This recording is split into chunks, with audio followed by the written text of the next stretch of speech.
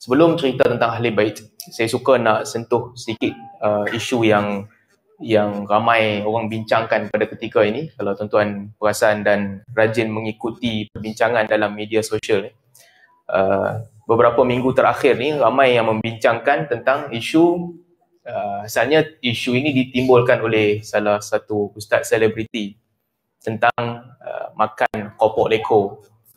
Tentang makan kopok leko. Beliau ditanyakan soalannya adalah, boleh tak makan, apa hukum makan kopok leko, yang mana ikan tu dimasukkan sekali kepala ikan, ekor ikan apa semua, diproses sekali untuk dijadikan kopok tanpa dibersihkan, dibuang isi perut, dibuang darah dan sebagainya. Ustaz ni bagi jawapan, dia kata jawapan pertama ni, jawapan pertamanya adalah makan masuk neraka. Makan kopok leko yang macam tu, yang tak basuh, yang tak buang isi perut dan tak buang darah, masuk neraka. Kemudian dia explain lah, explanation dia panjang lah. Satunya sebab ada darah yang tidak dibuang, ada isi perut yang tidak dibuang. Jadi disebabkan itu, makan kopok leko itu dianggap makan najis, makan makanan yang haram. Jadi sifirnya, apabila makan makanan yang haram, tempatnya di neraka. Sebab ada hadis Nabi SAW, Nabi sebut, dalam hadis Nabi SAW sebut, tidak selamat daging yang nabata min suht, lahm nabata min suht. Tidak akan selamat, la yanju, wan nar aula bihi.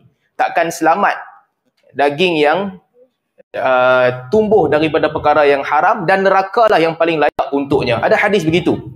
Jadi bila ada hadis tu, dia gabungkan dengan yang di ikan ni tak dibasuh. Bila tak dibasuh dan tak dibuang darah dan juga isi perut, haram, masuk neraka.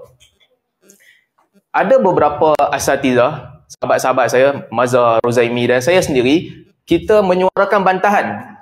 Bantahan kita tu bukan nak suruh pergi makan kopok yang tak basuh, bukan suruh orang pergi makan. Cuma kita kata, pada perkara yang ulama berbeza pandangan. Nanti sekejap kita cerita bezanya macam mana. Kita jangan bermudah-mudah hukum siapa makan masuk neraka. Kalau perbuatan itu ataupun makanan itu jelas haram, ada dalil yang jelas kata tak boleh, tak apa. Tetapi bagi makanan yang dalil dalam bab ini mempunyai tafsiran yang berbeza-beza, dan para ulama ada tafsiran yang tak sama di kalangan mereka, tak bolehlah hang senang-senang hukum siapa makan ni masuk neraka. Tak boleh begitu. Betul, ada ayat Al-Quran Allah Subhanahu Wa Taala sebut dengan jelas, hurrimat alaikumul maitatu waddamu wa lahmul khinzir wa ma uhilla li ghairillahi bihi. Allah telah mengharamkan kepada kamu bangkai, darah, babi dan juga apa yang disembelih bukan dengan nama Allah. Betul.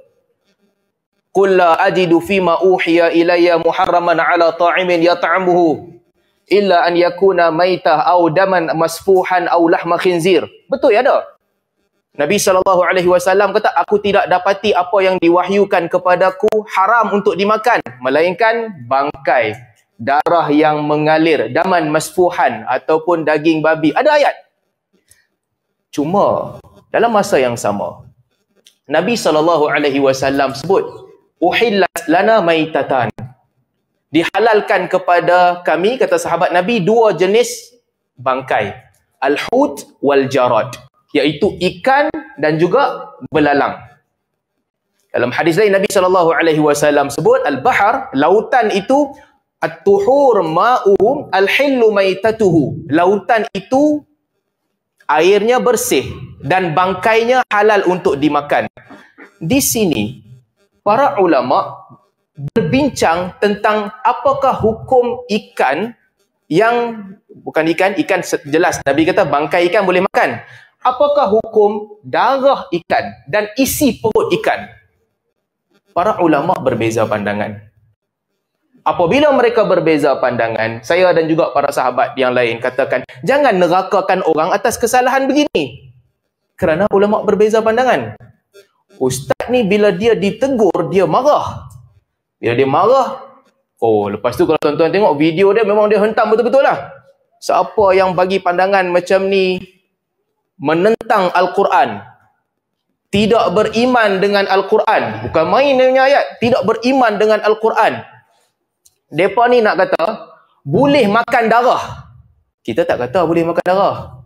Kita kata pada perkataan yang ulama berbeza pandangan, jangan pergi sumbat orang dalam neraka. Itu yang kita kata. Sampai kat dia kata puak-puak yang ialah tak cerdik ni, yang jahil ni, membantah Al-Quran. Apa lagi? Puak-puak ni nak kata benda haram, jangan kata bawa ke neraka. Sedangkan kita tak kata begitu. Saya nak kongsi sikit fatwa. Isi perut ikan ataupun darah ikan, apa kata ulama? Ini saya nak share, tengok. Kita kena bersifat matang lah. Saya nak tinggal maki hamun tu di tepi. Cuma bila kita bincang tentang darah ikan, okey, darah ikan, abaikan mazhab-mazhab lain, abaikan mazhab lain. Nak cerita dalam mazhab Syafi'i sahaja. Darah yang ada dalam ikan, najis ataupun tidak? Kata Al-Imam Asy-Syirazi. Al-Imam Asy-Syirazi ni alim besar dalam mazhab Syafi'i. Seorang alim besar, dia meninggal pada awal tahun 400 Hijrah. Seorang alim dalam mazhab Syafi'i, ulama awal. Katanya, wa fi dammi samak wajhan. Pada darah ikan ada dua pandangan. Okey, ahaduhuma annahu najisun ka ghairihi. Pandangan yang pertama kata darah ikan ni najis seperti darah-darah yang lain. Itu pandangan yang pertama. Watsani annahu tahirun li'annahu laysa bi akthar minal maitah. Pandangan yang kedua pula kata dia suci kerana darah ini tidaklah lebih berat daripada bangkai. Wa maitatu samak tahiratun fakadzalika damuhu. Sedangkan bangkai ikan pun suci, apatah lagi darahnya. Ini kata siapa? Asy-Syirazi, alim besar mazhab Syafi'i. Ada dua pandangan dia kata dalam mazhab Syafi'i. Satu, darah ikan najis macam darah yang lain-lain.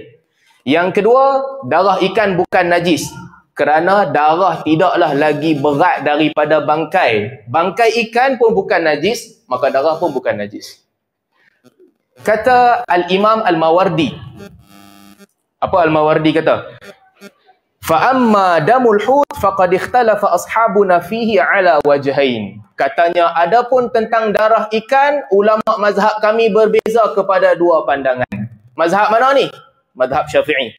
Yang pertama, najisun kasairid dima wa yunajjisu ma waqa'a fihi. Dia adalah najis sama seperti darah-darah yang lain dan dia menjadikan benda yang kena padanya najis juga, kena bersihkan. Wal wajhu tsani, pandangan yang kedua, annahu tahirun la yunajjisu ma asabahu. Dia suci, tidak mengotorkan sesuatu yang menimpanya. Li'annal hut lamma bayana sa'iral amwat bayana damuhu sa'irad dima.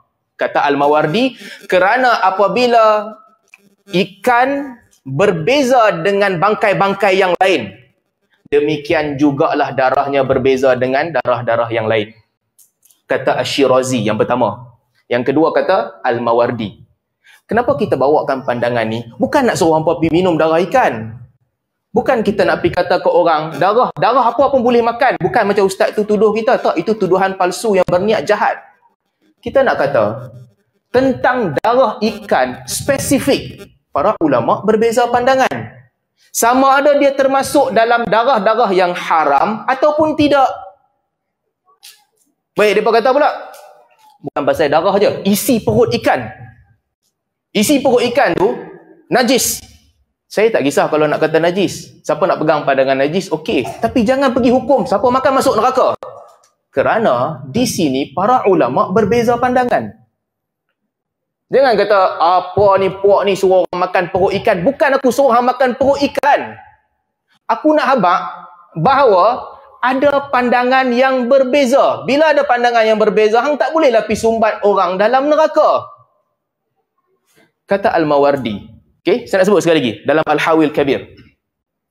Al-Mawardi ni, dia antara ulama awal mazhab Syafi'i yang menghimpunkan pandangan-pandangan ulama mazhab Syafi'i. Dia lebih awal daripada Asy-Syirazi, lebih awal daripada Ar-Rafi'i, dan lebih awal daripada An-Nawawi.